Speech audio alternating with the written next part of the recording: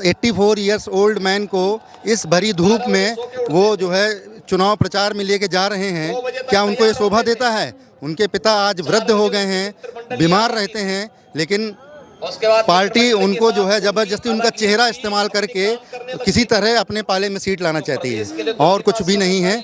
देखिए, उनको सिर्फ नाम शिवपाल का याद है। वो तो चाहते ही नहीं थे कि अखिलेश मुख्यमंत्री बने, लेकिन पुत्र मोह में उन्होंने मुख्यमंत्री बनाया और शिवपाल जी को किनारा किया। अब वो भी पूरी तरीके से किनारे हो चुके हैं कि जो अपने घर को नहीं संभाल पाया वो प्रदेश को क्या संभालेगा। नेताजी के नाम पे वोट नहीं मिलेंगे, इस समय राम के नाम पे वोट मिलेंगे, योगी जी के नाम पे वोट मिलेंगे। जिन्होंने विकास किया है वही आए हैं, जो राम को लाए हैं वही आएंगे। योगी आदित्यनाथ सामने से बोल रहे हैं, यहाँ पर ये लोग जो है योगी आदित्यनाथ को सुन रहे हैं, खड़े होकर तालियां भी बजा रहे हैं काफी ज्यादा। क्या नाम है? हाँ, महेश भाई। आपका क्या नाम है? संजीव मिश्रा। योगी आदित्यनाथ बोल रहे हैं, वहाँ से समर्थन करते हैं आप योगी जी का? पूरा भरपूर करते हैं।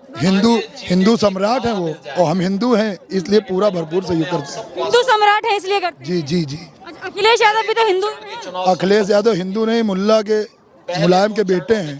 टोपी लगा के मजार पे पहुंचते हैं। गोली चलवाई है भाई, उन्होंने तो राम मंदिर के कार से को गोली चलवाई। वो हिंदुत्व कैसे बनाएंगे? वो हिंदुत्व है। वो जो भारत माता का नारा ना लगा सके वो हिंदुत्व है। आजम खां के साथ प्रेस वाले पूछे थे, बात को काट के चले जा रहे, वो हिंदुत्व कर रहे हैं। कहाँ के हिंदुत्व है वो?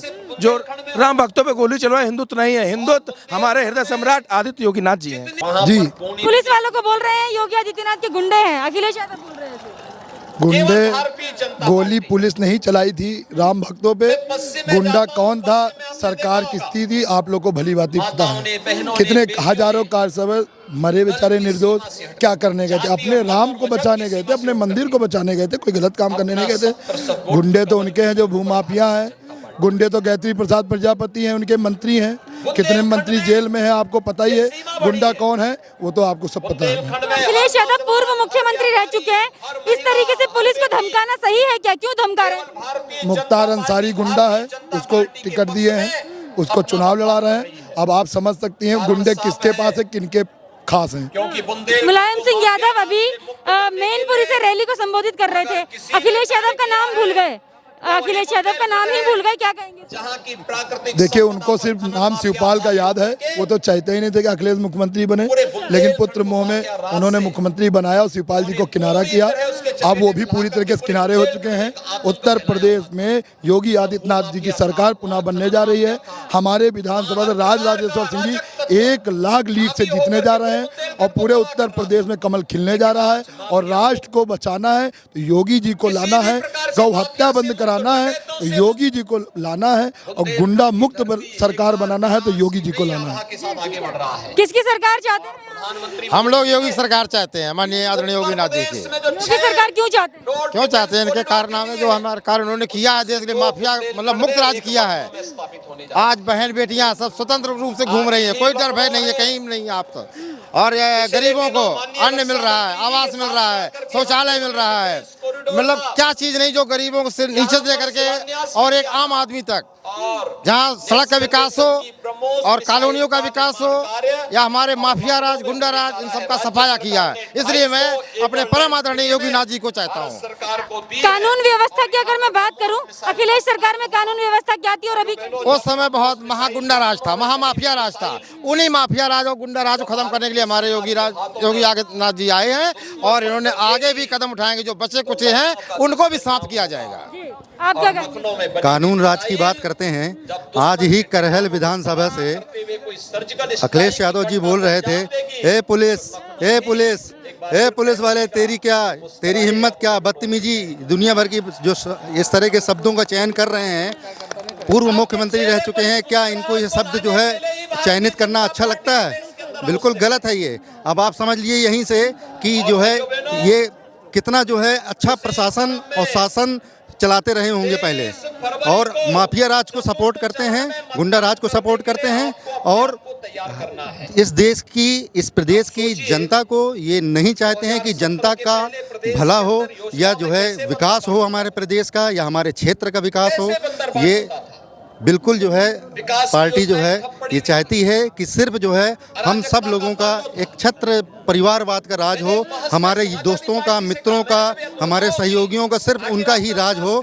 आम जनता सिर्फ जो है वो हमारे जो है मतलब हमारे नौकरशाही में सिर्फ जो है पले, बाकी आगे नहीं बढ़े। ना बड़े जनता। बिल्कुल बिल्कुल। मुलायम सिंह यादव तो अपने बेटे का नाम ही भूल गए, क्यों उनका नाम भूल गए मुलायम सिंह यादव? अब क्या बोलूं मैं इसके लिए, जो है 84 ईयर्स ओल्ड मैन को इस भरी धूप में वो जो है चुनाव प्रचार में लेके जा रहे हैं, क्या उनको ये शोभा देता है? उनके पिता आज वृद्ध हो गए हैं, बीमार रहते हैं, लेकिन पार्टी उनको जो है जबरदस्ती उनका चेहरा इस्तेमाल करके किसी तरह अपने पाले में सीट लाना चाहती है, और कुछ भी नहीं है बस। मुलायम यादव जी काम करेंगे इस बार चुनाव में, उनके लिए प्रचार में काम आएंगे? काम क्या, उनको तो उठा करके ले जाते हैं केवल, जो है ना, काम कहाँ वो। वोट मिलेंगे क्या नहीं मिलेंगे उनके नाम से?